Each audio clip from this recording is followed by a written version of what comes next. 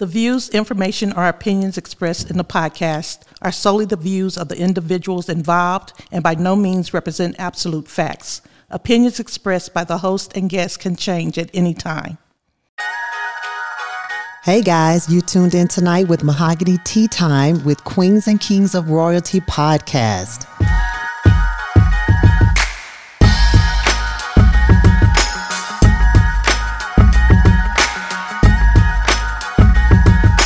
Welcome back to Mahogany Tea Time.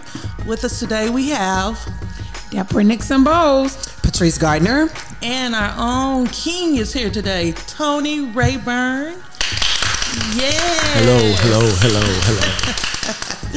Former standout from the University of Oklahoma football team. We're going to let him give his story, but we are just so honored that he has joined our Mahogany Tea Time. And Tony, what do you want to do? You want to tell a little bit about yourself first? Patrice, what is it that he likes? Tony Rayburn with the 420. He 420 friendly, y'all. See, look at you. Y'all, what's 420? Y'all know I go to church every Sunday. If you know, you know. I don't know. I think that, of course, of time they'll get a chance to know me from that standpoint, because there's no need in having a little autobiography kind of going. Oh, all right. All right, then. All right. I love an educated black man. That he is. That vocabulary is already getting up on me. Ladies, there she go. He is single. There she go. And he is ready. He's ready to mingle. Ladies, y'all better listen. So if you have some single friends out there, guys, he's here. Y'all get with D Mr. Bowles. Rayburn's I in can the make house. it happen because he is fine. Okay, next. Come on, D-Bells. What are we going to start off today with? 420. Why don't you start with the question that you asked when we were sitting on the sidelines earlier about the strong black men in the families that used to be there in the the 70s, early 80s perhaps, but you said that you can't seem to find those or see those in the homes anymore. They're just not cut from the same cloth. They're not. But before we get there, Tony, can you tell them how you are here with us? Because you lost someone dear. Yes. Okay, well, married for 24 years, my best friend. We just kind of going through life. We have 3 children, and we were looking forward to getting the last one out so we can start enjoying, life and ourselves. And we were headed in that direction. Life, throws you curves, but we were taking our swings at bat. And one day, out of the clear, because it was nothing, and went to get a checkup, and they said she has cancer. And me, I'm a glass half full kind of guy.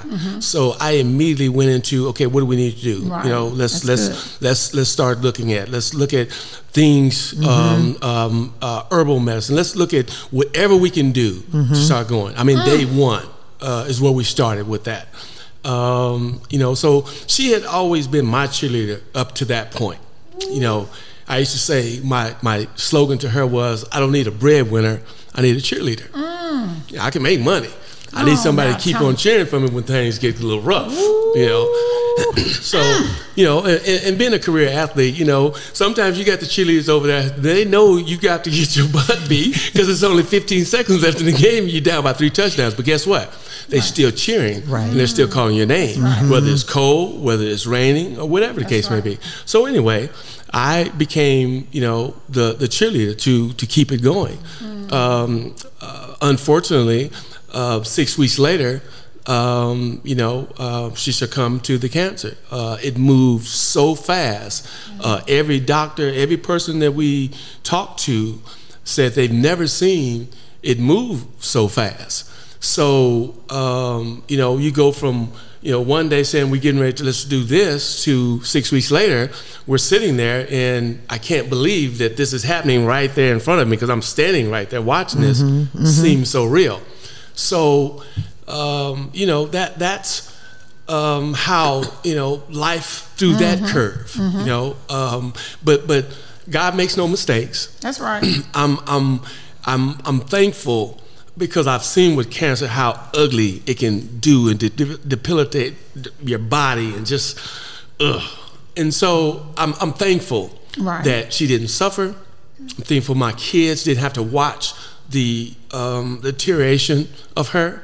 You know, they had no idea, you know. So it was kind of a surprise to them, of course. So anyway, that's how, you know, life has turned, that has put me in this chair, in this seat, in this position in life at this time. And because of that, I've had talked to so many people, met so many people, and even be in your tragedy, be able to help someone else. And sometimes the things that you go through is really not for you. It's not for you. Right. It's for someone else. That's right. Somebody else you haven't even met. That's right. You know, That's somebody right. you don't even know. Somebody maybe you don't even like. You know, so as I said before, we didn't design this plan. We're just players in this game, and we're just trying to play this game correctly as our master so chooses. That's right. You know. Well, Tony, I'm gonna play with you tonight. Okay. I'm serious. I mean, just to be able, y'all, he's so charming. Y'all should see these eyes of But his. D-Bose, he's not telling his whole story. See, I knew it was more Lorraine. I knew it. This is a strong black man. I know everyone says strong black women, Right. but this is a strong black man because before he lost his wife, he lost his mother. Whoa. And then he lost his wife. And then he lost his best friend. And Yeah. so... Yeah, it was a tough 4 years. I lost my best friend 3 months after my wife, which he officiated the service for my wife. So it was funny because this guy, we talked every day and several times a day, and he was so funny that if we had to go, and when he calls me back, before I could say hello, he just started talking right when we left off. So I mean, yes, those things happen, but everybody's got stories. Bad things have happened to a lot of people. You know what I'm saying? Right. I'm just thankful that I have, you know, faith, and that he has grace and mercy to keep me going. Because, trust me, I want to give up many times, but giving up is not an option. That's right. Giving up is not an option. Right. Giving up is not an And so option. Tony was one of Ricky's closest friends. And so that's where I met Tony through another story. I can imagine Tony. Y'all got story after Ricky. story after story. Yeah. You gonna write a book right now? Listen I'm here, sure. when Ricky came back, and when we got to talk, me and Lorraine was talking, we was in class, we was kind of going in and finally figuring, I'm like, that's not the same Ricky. And then Ricky came up one day for lunch or something. We got to talking, we really cut up. I didn't even come back to class, I don't think. Yeah. But I mean, it was just, again, I was happy remember when I was talking about women in life? I was happy because I got a chance to know Lorraine myself, as a classmate, and to know what type of person she was. So I know he's winning. You know, he's winning. You know, as we doing 90 miles an hour down, you know, Highway 9 in Norman, but he was winning. So I got a chance to meet her through school, and Ricky was just, I mean, you know, again, a car that I had that Ricky saw, he says, I'm gonna get that exact car. And that was the car, that maroon car with the convertible. Oh, I had a white one with a blue top. Wow. Yeah. And then the other thing that Tony is not telling you guys, because Ricky said Tony was one of the best athletes he had ever seen at the University of Oklahoma. Well, you can tell no fat on him, Lorraine. Ain't no fat on him. Look, showing all Tony, What was your wide receiver? What was your position? Safety. Safety. tell them that story. Which one? Why you didn't go pro? Well, okay, so things were going probably about as good as I could imagine at the time. You know, we just got to win a national championship, had a good game from there. You know, we're, you know, just life is kind of going. So we shouldn't have, like today, they have agents. You know, we weren't supposed to have agents, which did make sense. But nevertheless, they would court you to try to see who you want to be with. Nevertheless, we went into the spring and I got insurance on myself with the Lloyds of London. Of course, went through a process to see if you're going to be drafted and all this kind of stuff. We come back in 3 months later. In August, I'll never forget, August 18th, 1986. We were doing a drill I've done since I was knee-high to a duck, and I went to go tackle a guy, and he came in straight into me, and my head, went straight back. And I remember standing there and kind of going, it was like I was falling. I'm like, why is it taking me so long to hit the ground? This is just going in my head. I'm like, what am I doing?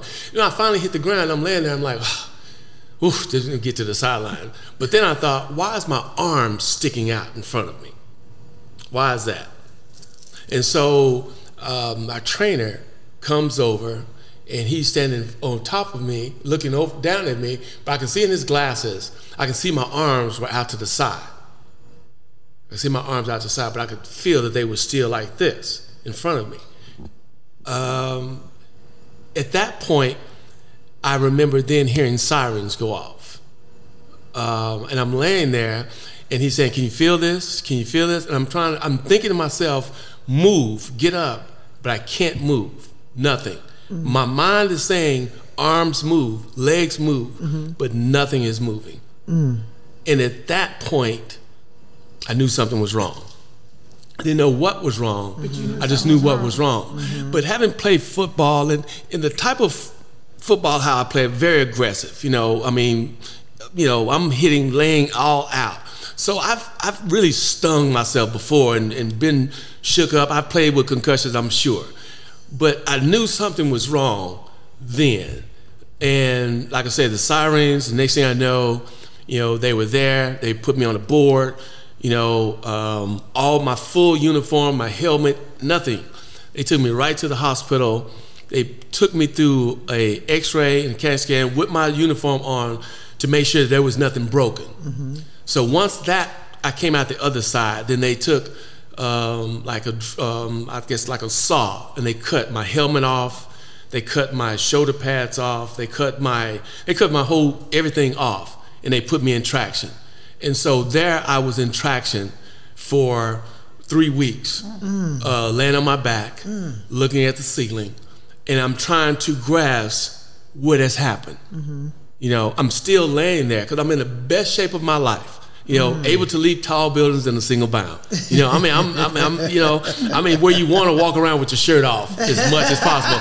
And back then we had them little small shorts that looked like little small gym shorts. So I'm in the best shape of my life, and yet here I lay, and I can't even scratch my nose. I can't, and I can still remember exactly as I laid who was in the room and where they were sitting in the room. And so, it's just, there's no answers for it because this has never happened. Why can I not move? Why can I not move? And the emotions that you now go through, God, I'm 20 years old. I don't have any kids. All of these things, kind of go through. And then just one night, about 2:30 in the morning, I was laying there and I put my pinky to my finger. It wasn't as graceful as that, but I put another one to it. And I think I woke up the whole floor.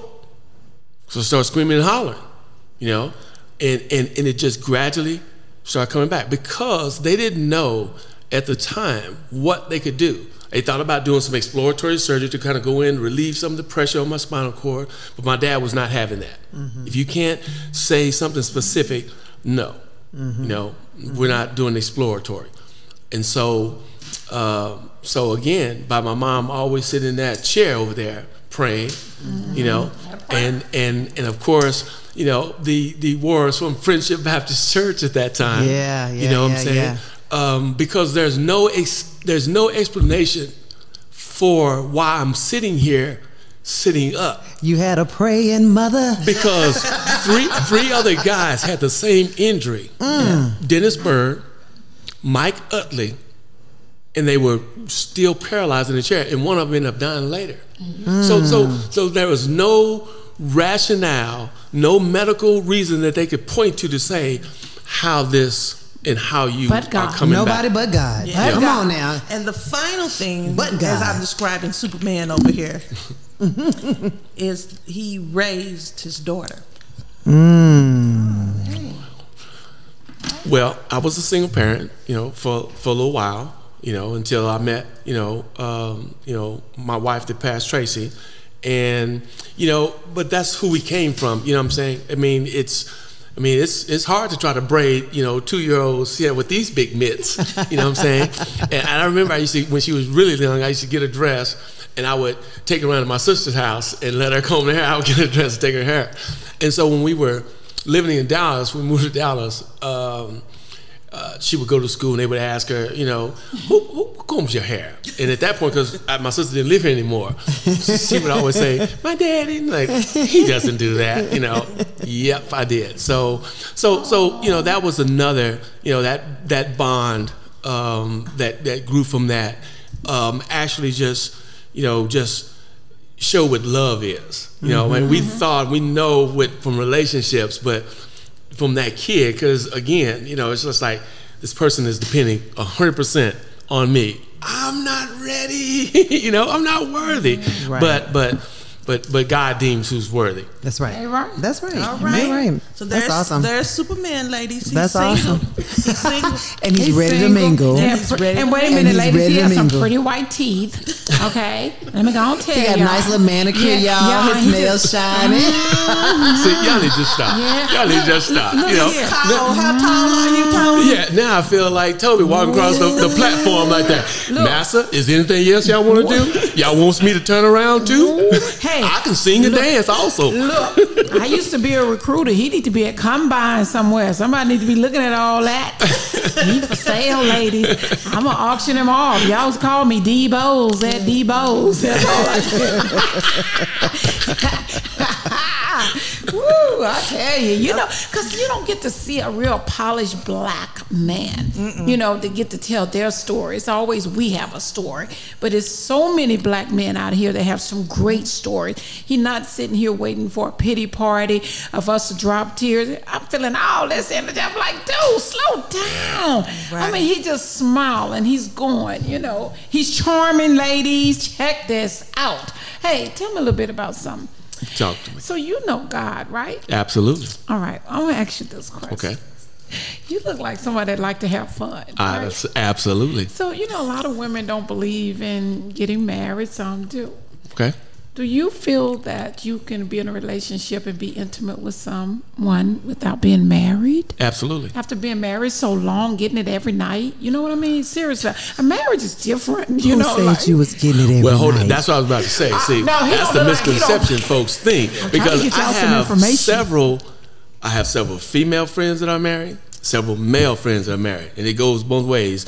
And a lot of them are not getting it. So let's talk about that. So now that you are single, you're pretty much back on the market. Are you dating? Are you ready to date? Are you looking for love? Well, here's the thing with that. I think everybody looks for love, but you know what? Any love that you found, you didn't go find it; it found you. So Wait. The Bible says, when a man findeth a wife, he findeth a good thing. So it's not for the woman to find a man, it's for him to find her. So are you looking for the woman to find you, or are you looking for that woman? No. Again, I'll phrase it the way you said, to find that woman. But nevertheless, there's still a lot of... Just because there are a woman doesn't mean that's the woman for you. Absolutely. So you gotta keep looking. So you have to. It's not as easy just because you say, "Hey, I'm available," and this is it. Then now all of a sudden, boom, this person pops up. No, because look at how many women say the same thing. I can't find any men. Well, yeah, you can. It's just like what type and who are you looking for as well. As a woman, we should not be looking. Why? Because we don't have to look. Why? Because Scripture says when He finds us. So we can't pick and choose when we're gonna use Scripture. Then. Okay, we can't pick and choose when we're gonna use Scripture. We gonna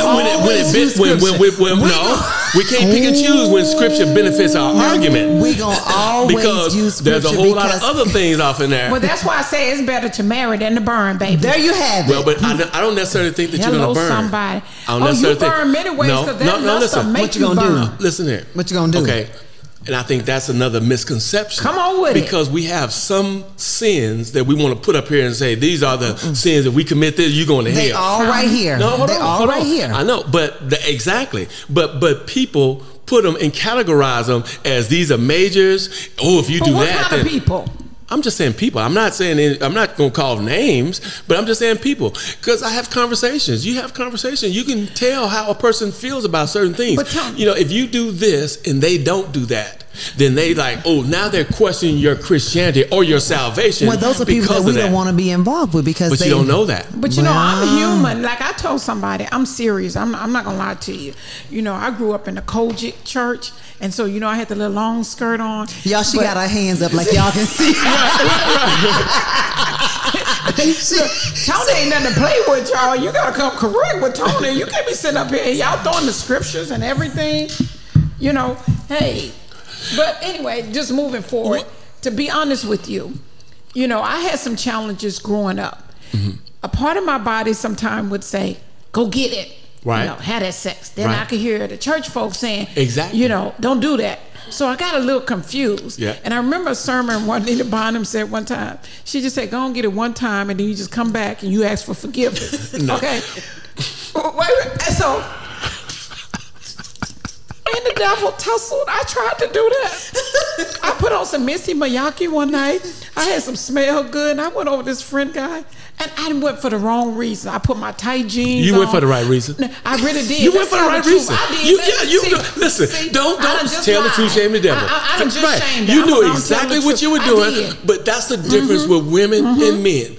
Women go to the party and walk by and go in the back door and like, oh, it's a party here. Knowing when they left the house, they was going to the party, right. But they didn't want to go. Men, we get dressed and we go right through the front door to go to the party.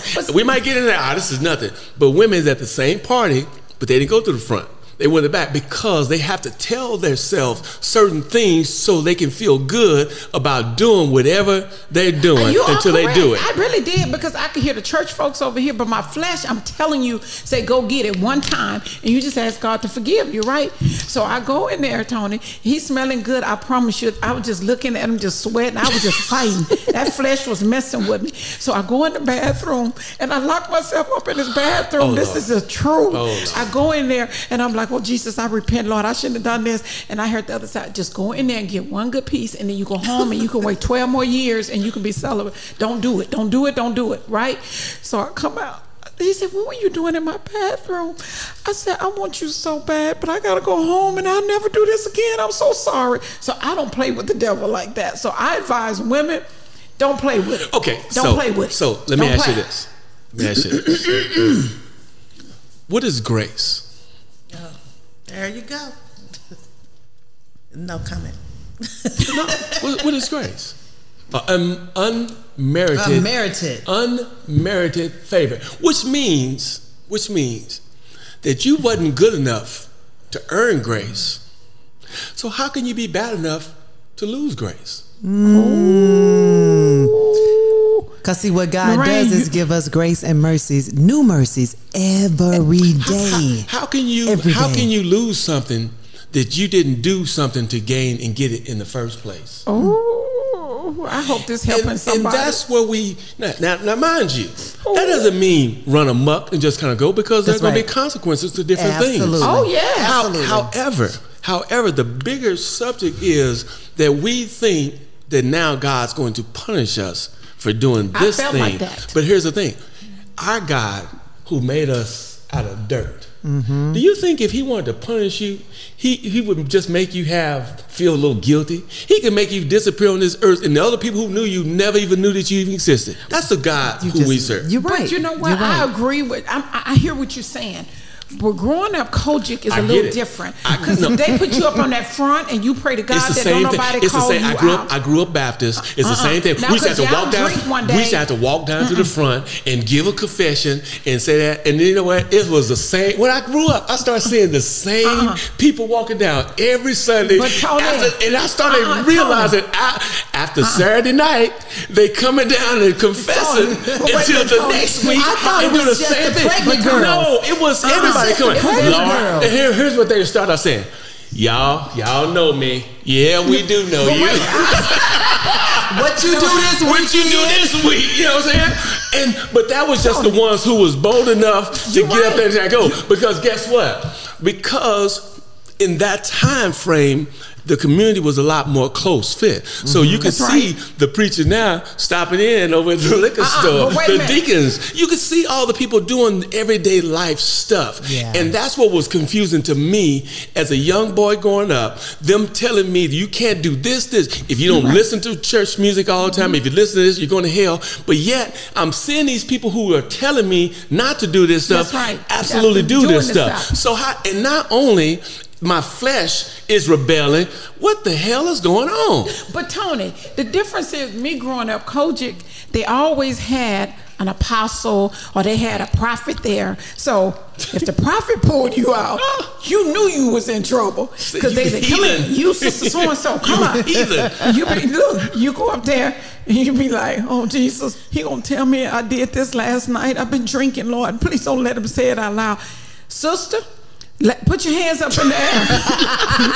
So, let me say this. Okay, so I'm going to go full circle back around because some of us are dating, some of us are married. We've all experienced this loss. When did you decide it was time for you to date? Where did you get to that season? I'm not there. For me, it was, I had always said, I wasn't going to date anybody. I was just going to raise my children and just, do me. And prior to Andre passing away, I was just crying and I was like, you know what? I'm never going to find love again. Oh my God, you can't leave me. Nobody's going to ever love me the way that you love me. And he told me, he said, wipe your face, dry your tears. He said, you're going to find someone to love you better than I did. Ain't nobody gonna put up with my mess. Ain't nobody gonna put up with my bullshit like you do. Because I was horrible. I mean, I was a good woman. I was a good wife, but I was spoiled because he did that to me. My dad did that to me. Ain't nobody else gonna love me the way you love me. Ain't nobody else gonna do the things you do to me.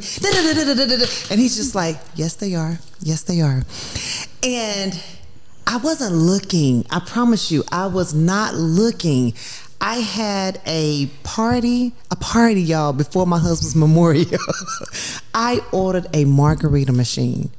And the guy that delivered the margarita machine, we had been going out. It made a year, July 16th. So, Patrice, how did you figure out, okay, I want to date him? I mean, did you not have guilt? Did you not feel... the only guilt... Not even guilt. The only thing that I did when I felt like, because it wasn't until Thanksgiving, because he and we talked July, August, September, October, and November. Thanksgiving Day, that was when I introduced him to my family. I was like, he was like, hey, can I have Thanksgiving with you guys? I'm like, but don't nobody know about you. Why are you just gonna show up and nobody knows about you on a holiday? But he did. And when he showed up, y'all, he was at the door with this beautiful canvas basket. He had a bottle of red wine, white wine, 4 dozen of different flowers, and 2 slabs of ribs because my dad liked ribs. I said, you all right with me? And it just went from there, and he reminded me of my father. And I was telling Tony about that before we got started today. He just reminds me of my father. And I was like, okay, God, this is crazy. But what do I do? So what I did when I realized that, okay, I like this guy and this may be more than just me hanging out. So I reached out to my father-in-law, Andre's dad, and I say, hey, look, I think I'm going to start dating again. I'm dating. And he said, you know what? I have been praying for you. This is my father-in-law, my husband that I lost. His dad, he said to me, I had a dream that you were dating, and I'm so happy for you because the way you took care of my son, you deserve to be loved again. He said, if it were a man, people wouldn't judge. They wouldn't say anything about a man dating a year or two after, you know, their spouse passed away. But with a woman, they want to judge and say, oh, she shouldn't be dating so soon. He says, but I'm glad you're moving on with your life. So that was kind of like, okay, he's good. Then I reached out to his line brothers that he was very close to and his best friends. I say, hey, look, guys, I'm about to start dating. I don't want you to see it on Facebook first. I just want you to, you know. And they all were like, Patrice, I'm so happy for you. I mean, they gave me their accolades. They're like, you know, I'm so happy for you. You did everything that you were supposed to do as a wife. Andre's not here anymore. I think you went way above and beyond the call of, it'd be different if you were in your 20s, you got little kids and some of those type of things. But there's no, if you come from a relationship 20 plus years, then those people who are his friends and family know what type of person you are and have been to this person in their life. You know what I'm saying? And it's not required of us who have lost someone. It's appreciative and kind of go, but it's not required for us. Because a person told me this because I tried to say something to them, and they're like, you don't really owe me and anything. They said that to me. They said those things. And I think but that they said, we appreciate that they said that to me. They're like, you don't owe us an explanation, Patrice. You did what you were supposed to do, but we thank you. It was for me. Yeah. It was for me, And Tony. let me ask you this.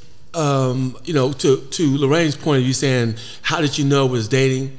I imagine that other guys have had said something to you, you know, in passing, how you doing, fine, whatever. But it was just something about the characteristics. You know what I'm saying? And that's what I meant by those characteristics, traits that just line up and it just matches. Because you asked earlier about how do you go looking for love? No, you don't go look. Love finds you. That's right. You know what I'm saying? That's you wasn't right. looking. It was his characteristics that matched up with your characteristics that made you want to go like, And he was tall and dark. See? That chocolate, I tell you, ain't nothing like that Mandingo man. We talked about that, y'all, the hump in the back. We talked about the Mandingo man. But he's a really, really ain't good nothing guy. like but a real black man. Yeah. You know, Lorraine always quiet, y'all. I'm telling you, she thinks she's going to get by. But Lorraine, let me say this. I will say this. Okay. Lorraine. Oh, here she go. You so quiet. You so laid back. Yes, ma'am. You kind of remind me of that good auntie. You know what I mean? That's me. So, and I know Ricky. He was a great guy. I'm serious. You and Ricky had a unique marriage. Okay, fun. Tony, was Ricky a great guy? That's y'all do. Yes, he was. Yes, he was. Yes, he was. He ended up getting a lawyer and some kids out of this. So he had to be good. I told right? you, I said, he all right. That's what I said. Once I met him, I'm like, dude, you remember I told you beforehand that this is a prime example of what I was describing earlier of the influence. Remember I said that they have, and it kind of goes and kind of back and forth. Because Ricky used to say this on a regular basis. Dude, can you believe this? Dude from Hutchinson. You know how he would remind, because we all of us do this. Right. Sometimes we just, life gets so full from where you've come from, and it's just like, man, really, this is me. But This is can what you I'm at? imagine Ricky looking at? I mean, Lorraine, when y'all look at their wedding pictures, Listen, I can't even long imagine what he hair. said to him, to He her. was in heaven. Listen, I can't even imagine what he said to her to get her to That's even what go out on the first time. Lorraine? What did, you gotta tell us Because that. Lorraine's always been the same. Even when I was in class, she would just be sitting there, just kind of going. Look, she had that little old waist, baby, that long hair. I said, She didn't have to say much. She didn't have to say much. She didn't. I'd have gave her my paycheck All she had to do was drop a pencil. All all she had to do was drop a pencil. I think she told me she was walking across the yard. Pick it up. I think she told me she was walking across the yard and he whistled at her. Hey, little mama, what'd he say? Look at her. Look at her. He resting in heaven. She's still smiling over here, drooling all at the mouth. When it's good, it's good. That's right. That's right. You know she's thinking about the good old day. But Lorraine, no. when we come back, we're going to take a break. Okay. But when we come back, you must talk a little bit about, are you ready? Okay. Yeah. Are you ready?